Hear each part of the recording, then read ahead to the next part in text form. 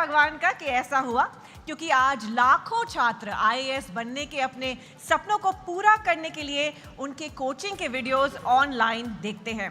आज हमें एजुकेशन के ऊपर एक क्रैश कोर्स देने के लिए हमारे साथ जुड़ रहे हैं Awadh Ojha, founder of Rev and senior faculty IQRA IAS and next IAS।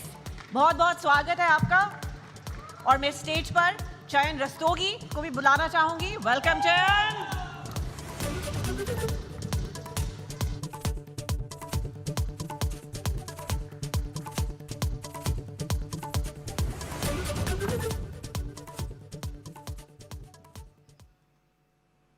तो भाई अपने टीचिंग स्टाइल से स्टूडेंट्स की करते हैं मौजा ही मौजा। एक बार जोरदार तालियां हो जाएं फॉर सर अवध ओझा।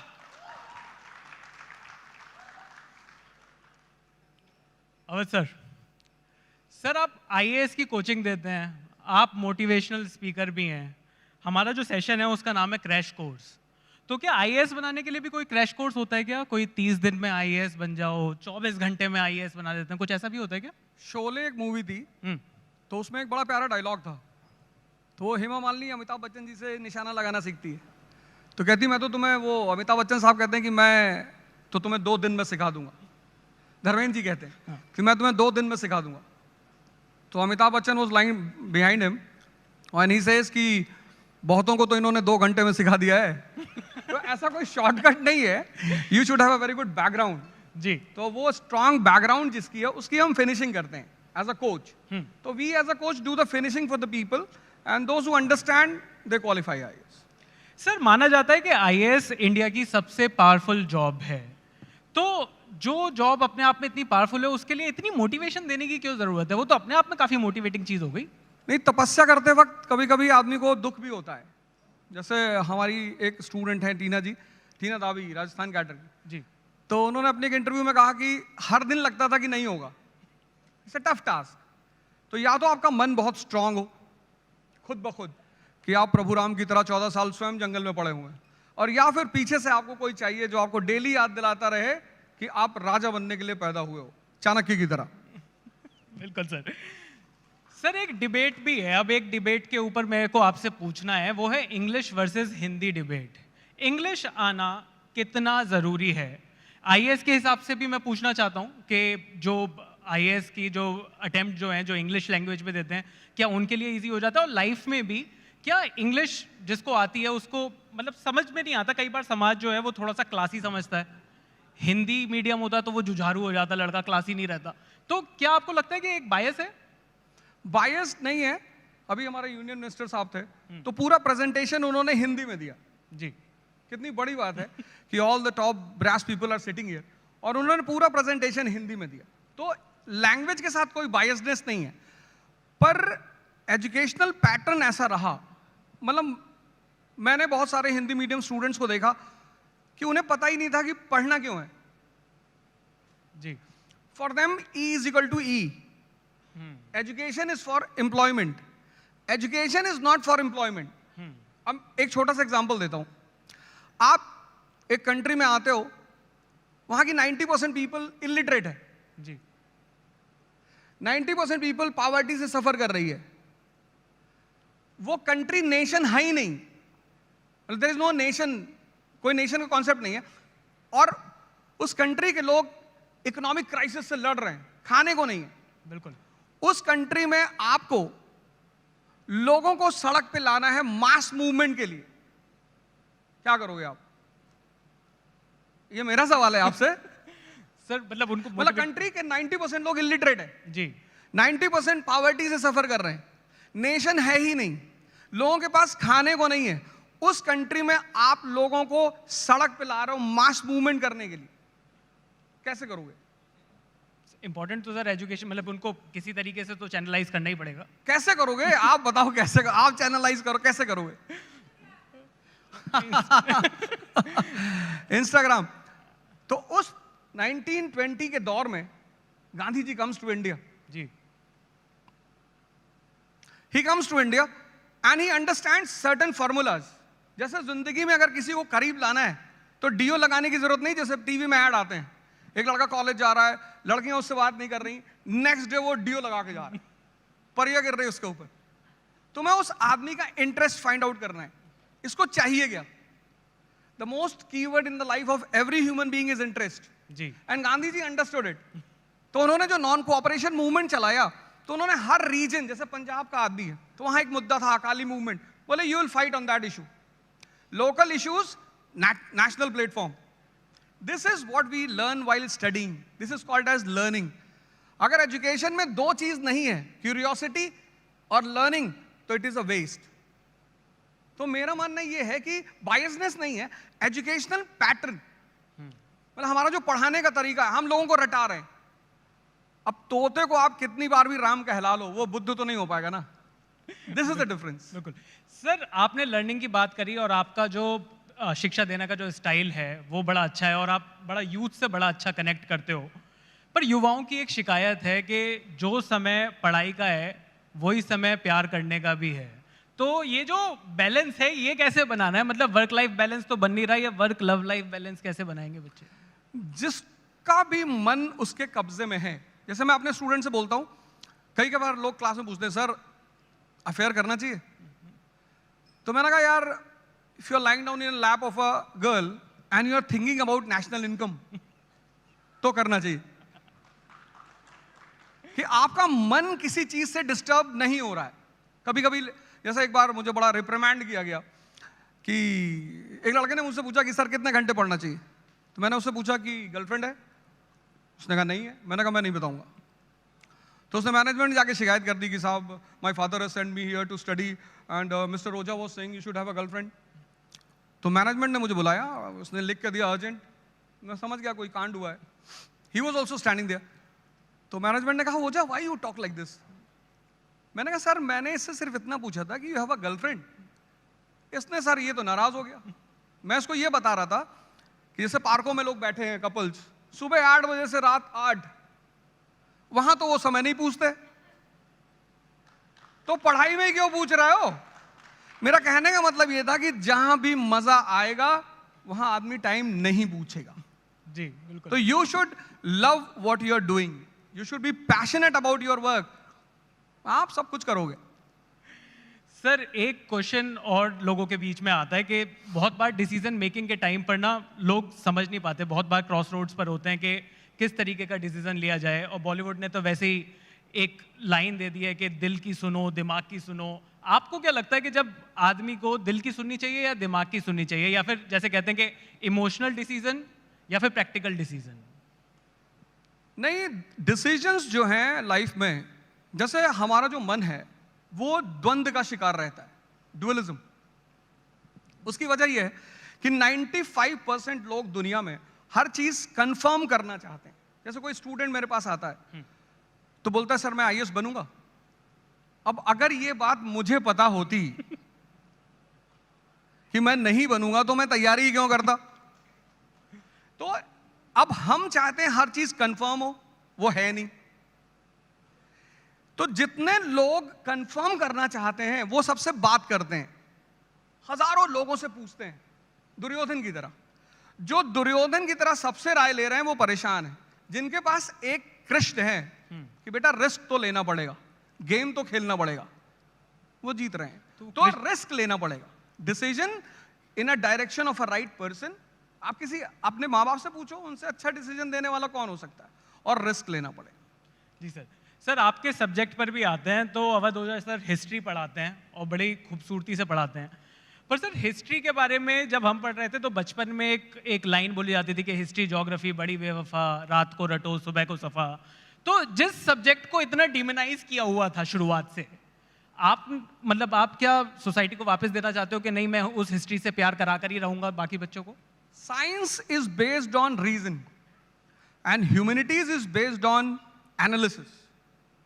तो हमारे यहाँ क्या है कि हमारे यहाँ तो बीए के लड़के को बर्बाद आदमी मानते हैं।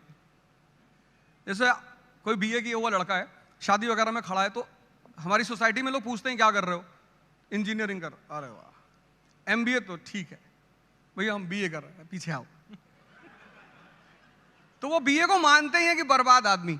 इस कंट्री में ह्यूमैनिटीज को बहुत रेयर इंस्टीट्यूशंस में पढ़ाया जाता है। तो जैसे अभी आपने कहा, हमारी टीचर क्लास में 10th में बोलती थी कि बेटा बस अब हिस्ट्री दोबारा जिंदगी में कभी नहीं आएगी, जी और वो सामने आके खड़ी हो गई। अब जिस कंट्री में लोगों को पता ही नहीं कि उनका नेशन पैदा कैसे हुआ, ये इंडिया कैसे पैदा हुआ, ये नेशन बना कैसे, तो वहां पे हिस्ट्री पढ़ाना एक थोड़ा चैलेंजिंग होता है। तो मैंने फिर आचार्य रजनीश से एक बात सीखी, philosophy to be converted in stories, ये कॉन्सेप्ट मैंने उनसे लिया। जी and then I started converting the history messages in stories. तो कुछ तो लड़के हिस्ट्री पढ़ने आते हैं मुझसे, और कुछ स्टोरी सुनने आते हैं, और जो कुछ दोनों नहीं करने आते, मैं उनके लिए भी कुछ ना कुछ मसाला रख ही लेता हूँ। कहीं वुमन की बात छेड़ दी, कहीं सेक्स की बात छेड़ दी, तुरंत अटेंटिव हो जाता है कि अब क्या बोलोगे। तो वो मैं जानता हूँ कि किसको कहाँ पे जिंदा करना है। तो सर इतना जो प्रेशर है आईएएस की कोचिंग में और आईएएस की पढ़ाई में, तो वहाँ पर आप ह्यूमर का कितना रोल देखते हो? आपकी जो जिस तरीके की आप पढ़ाते हो जिस तरीके से, उसमें ह्यूमर का बहुत बड़ा योगदान है, एक बहुत बड़ा रोल है, लोग एंजॉय करते हैं, और जिनको आईएएस नहीं बनना वो भी तो आपके वीडियोस देख ही रहे हैं। तो ह्यूमर की कितनी इंपॉर्टेंस है? ह्यूमर जैसे चटनी है खाने में, अब आप दाल की तरह ह्यूमर डाल दोगे तो लड़का बड़ा दुखी हो जाएगा। तो आपको ह्यूमर को, जैसे 2.5 घंटे की क्लास होती है, तो साइंटिफिकली क्लास 40 मिनट्स 45 मिनट्स, तो 40 मिनट्स के बाद चूंकि हम एक एलिवेटेड लेवल पे होते हैं, तो हमें पूरी क्लास दिखाई पड़ती है। कोई आसमान की तरफ देख रहा है, किसी ने सामने वाले को उंगली कर दी, कोई मुस्कुरा रहा है, कोई कुछ कर रहा है, तब मुझे पता होता है कि अब स्ट्राइक करना, अब मिसाइल मारनी है। बस वहीं पे मैं उस चीज को तुरंत डाइवर्ट कर देता हूं। सर एक देश के एजुकेशन सिस्टम के बारे में भी आते हैं। आप जिस तरीके से आप क्लासेस लेते हो, मैंने जैसा कि कहा बहुत सारे व्यूज़ हैं आपके वीडियोस पर, बहुत लोग पसंद करते हैं, पर जो देश का एजुकेशन सिस्टम है इस टाइम पर, क्या आपको लगता है कि उसमें कुछ चेंजेस की ज़रूरत है? क्या आपको लगता है कि आइडियाज़ ऑफ इंडिया के मंच पर हैं हम, कुछ चेंजेस की रिक्वायरमेंट है इस टाइम? नहीं, बिल्कुल हमारी स्कूल लेवल की जो एजुकेशन है उसे हमें ट्रांसफॉर्म करना पड़ेगा। मतलब हमें लोग पैदा करना पड़ेंगे जो सोचें, सोच तो वो वैसे भी रहें, पर सही दिशा में हम उन्हें कनेक्ट करना सिखाएं, जोड़ना सिखाएं, तो और वो एजुकेशन अच्छा रोल प्ले करती है। तो if schools will be good and teachers will be respected, जैसा यूएस में टीचर्स को, मैं अपनी बात नहीं कर रहा हूँ, मैं गवर्नमेंट टीचर्स की बात कर रहा हूँ, तो if teachers will be given due respect by the government and the society, and educational pattern पूरा ऑब्जर्वेशन बेस्ड होना चाहिए। हमारे बच्चे स्कूल से आते हैं दुखी, निराश, जैसे कारगिल से आ रहे हैं, 50 किलो का बैग पकड़े हुए हैं बेचारे, कि ये बेचारे मजदूर टाइप के, और वो पढ़ना नहीं चाहते क्योंकि वो सीख नहीं रहे, उनके ऊपर प्रेशर है, रट रहे हैं वो। उन्हें कह, मेरी बेटी कहती है कि पापा अर्बन एडमिनिस्ट्रेशन क्यों पढ़ना है? हाँ, मैंने कहा मत पढ़, तुझे तो वैसे भी मेंबर ऑफ पार्लियामेंट का चुनाव लड़ना है। लेकिन कितनी अच्छी किताबें एनसीईआरटी की बनाई गई हैं, उसमें ब्रैकेट्स हैं, उस पर लिखा हुआ ऊपर ऑब्जर्वेशन। गांधी जी इंडिया आए तो सीधे जंप नहीं किया उन्होंने, he roamed in this country for a year, लोगों से मिले, देखा, पॉवर्टी देखी, तब उन्होंने फैसला किया अच्छा अब इस तरह से स्टेप्स लेने। तो ओवरहॉलिंग जरूरी है, और टीचिंग जो फैटर्निटी है उसके लिए काम करना जरूरी है। जी सर, बिल्कुल। सर कई लोगों से मैंने पूछा इस इंटरव्यू से पहले, मैंने अपने इंस्टाग्राम पे एक स्टोरी भी डाली, मैंने पूछा कि आपके साथ बैठ रहा हूँ, कुछ सवाल करूँगा, तो एक सवाल ये भी आया है कि अपना दिमाग तेज कैसे करें? पेरेंट्स कहते हैं कि बादाम खाइए, और मैं बादाम भिगोना ही भूल जाता हूँ। नहीं, आप धोखा खाइए, आपका दिमाग अपने आप तेज हो जाएगा, उससे अच्छा बादाम से ज्यादा काम करता है वो। इसीलिए बहुत सारे पेरेंट्स हैं जो अपने बच्चों को बड़ा प्रोटेक्ट करते हैं। ओ बेटा, वो क्या बोलते हैं आजकल, एक पर्टिकुलर वर्ड है सोसाइटीज में, बच्चों को बोलते हैं वो, कुछ है टिपिकल सा वर्ड है, बाबू बाबू करके कुछ बुलाते हैं। अच्छा, बाबू तो सर अब यूनिवर्सल लैंग्वेज है। अब हमारे प्रधानमंत्री जी हैं, स्ट्रगल किया, कितना पावरफुल माइंड है इनसाइड से, कितना स्ट्रांग माइंड है। मतलब जहां से वो आते हैं, अभी हमारे मंत्री जी बता रहे थे कि रेलवे से उनका पर्टिकुलर कनेक्शन है।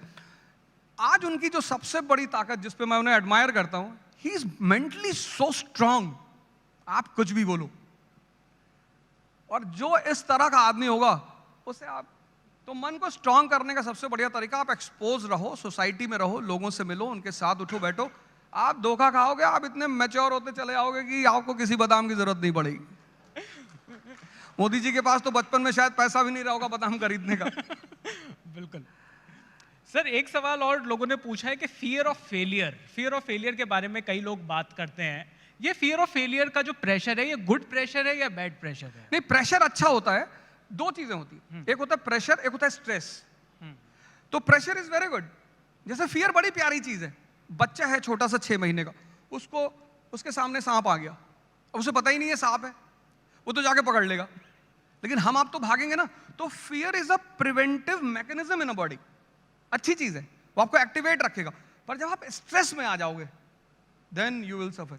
तो people lose because of stress, not because of fear. बहुत बड़ी बात सर। सर, क्या लाइफ में प्लान बी भी होना चाहिए? क्या प्लान बी होना कमजोरी की निशानी तो नहीं है? मोदी जी ने एमबीए किया ही नहीं, कहाँ है उनके पास प्लान बी? जिनके पास सपने होते हैं उनके पास प्लान बी होता ही नहीं। कटोरा होता है, उसको वो घर में रखते हैं और उस कटोरे पे लिखते हैं कि ये मेरा फ्यूचर है अगर मैं हारा। मेरे पास है बड़ा सा। क्या वर्कaholic होना ठीक है? वर्कaholic नहीं, ड्रीम अल्कोहलिक होना चाहिए। आपका सपना आपका नशा होना चाहिए। इतना काम क्यों करना? इतने सारे लोग हैं दुनिया में काम करने के लिए, वो करेंगे।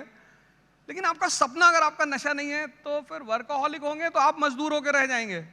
कोई और आपके पैसे पे मर्सिडीज लेके चलेगा। आप तो सिर्फ दिमाग को जिंदा करो, बाकी कुछ करने की जरूरत ही नहीं। सर, एजुकेशन ओवरहॉल की आपने बात करी, ये मेरा फेवरेट टॉपिक है कि सेक्स एजुकेशन को नॉर्मलाइज कैसे करना है। मतलब मैं अपने टाइम की बात करूं तो 20 साल पहले भी जब ये टॉपिक आता था तो टीचर भी थोड़ा सा घबराता था, बच्चे हंस रहे होते थे। तो इस पर असहज थे लोग, आज भी असहज दिखाई देते हैं। सेक्स एजुकेशन कितना इंपॉर्टेंट है और सेक्स एजुकेशन को इम्प्लीमेंट करने का आपके पास कुछ कोई तरीका है, कुछ आपका सोच है इस चीज़ के ऊपर? आप कभी इलाहाबाद गए? इलाहाबाद? नहीं सर। इलाहाबाद एजुकेशनल हब रहा किसी जमाने में। उसको ऑक्सफोर्ड का, ईस्ट को ऑक्सफोर्ड भी कहते हैं। वहां का जो सबसे फेमस चौराहा है सिविल लाइंस जी और जॉर्ज टाउन, उन चौराहों के ऊपर एडवर्टाइजमेंट लिखा है, निराश पुरुष मिले।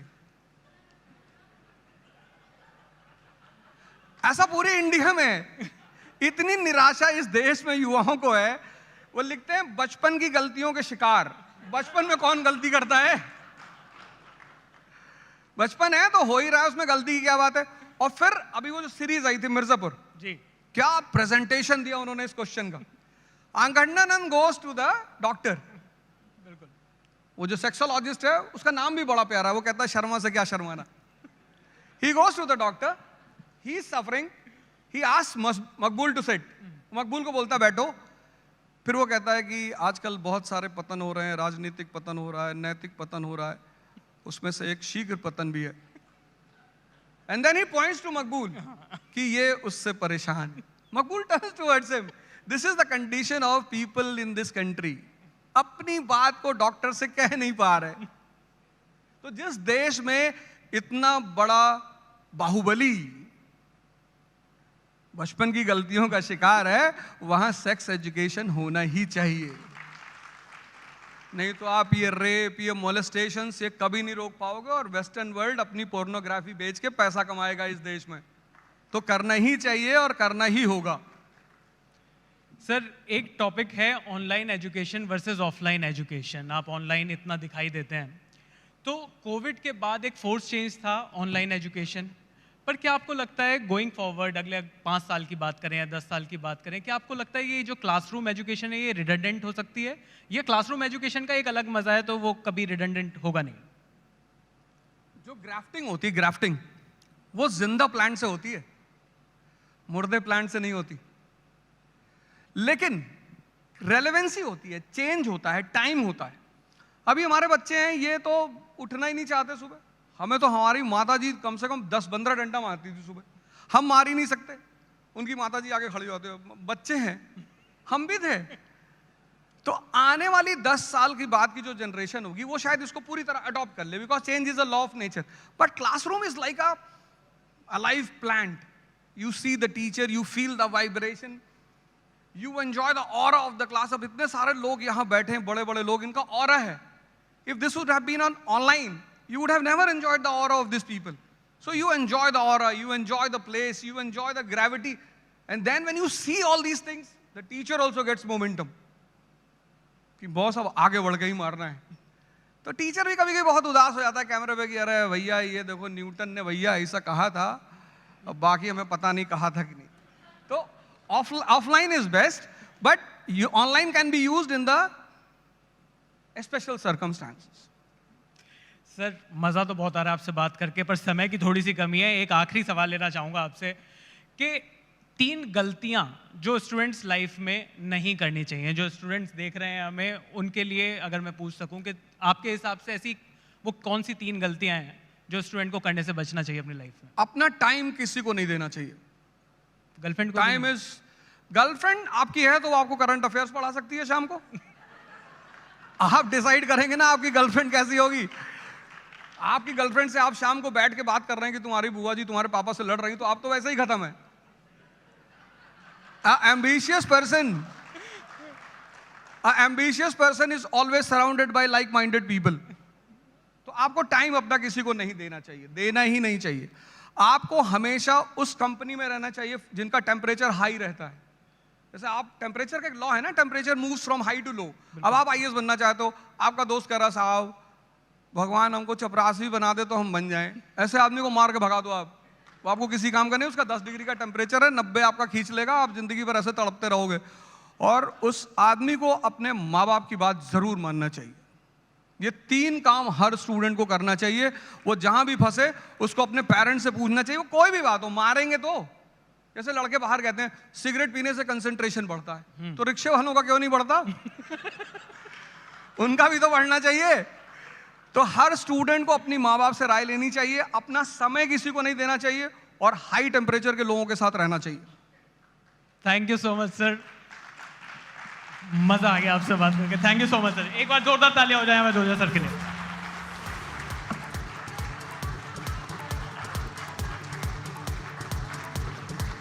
बहुत बहुत धन्यवाद। क्वेश्चन आया है उधर से कि आपके लिए आइडियाज ऑफ इंडिया क्या है? आइडियाज ऑफ इंडिया मैम मेरा ये है, पहले तो मैं आपको थैंक यू बोलूं, मैं आपको टीवी स्क्रीन पे कभी कभी देखता रहता हूं।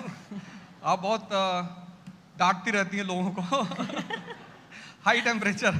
आइडियाज ऑफ इंडिया में मैम एजुकेशन, इंडस्ट्री, इंफ्रास्ट्रक्चर, इसको प्रमोट करना चाहिए, तभी ये कंट्री ग्रेट बनेगी। बिल्कुल सही बात। Thank you sir. Thank you very much. Ojha ji कृपया स्टेज पर बने रहें 2 मिनट के लिए। मैं अब बुलाना चाहूंगी जोगेश भूटानी जी को, MD nexus alliance, to present mister Ojha with the token of our appreciation.